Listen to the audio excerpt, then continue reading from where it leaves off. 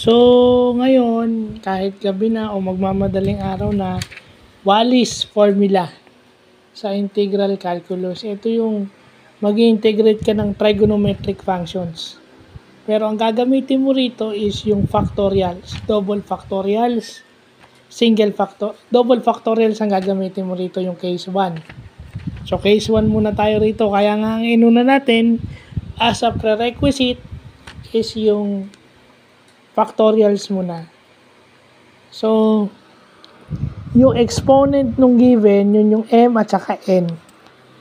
m minus 1 double factorial times n minus 1 double factorial all over m plus n double factorial. So, yun yung case 1.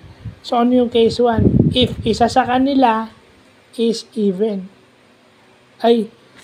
If isa sa kanila is odd.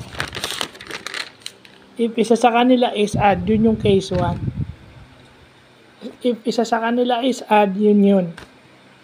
So, salamat kay Sir Isaiah James, Engineer Isaiah James, dahil sa kanya natutunan natin to. No, ganun pala kahirap ang integral calculus. No, ginagamit niya yung ibang branch ng mathematics, no, para masolve yung isang problem kasi hindi naman lahat masosolve mo algebraically, di ba? So yun yung natututunan natin, It's nice to have known integral calculus na walang pressure, no failing grade, no remedial class, no remedial exam o removal exam, walang ganon. Ako lang. So, I find it with no pressure. So, madali. Nag-enjoy lang ako sa ginagawa ko. So, maganda bago ka matulog na may ganito ka.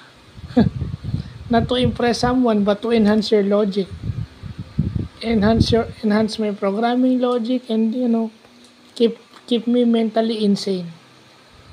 Kasi hindi naman pwedeng nagdarasal ka lang parati na wala kang ginagawa para tumibay yung pag-iisip mo. So, yun. Ang limit pala nito is 0 to pi over 2. No?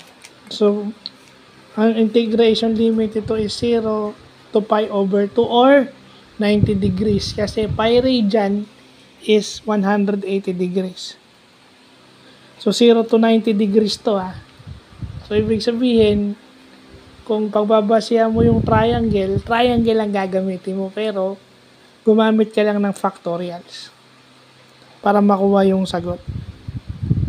So, yun lang po.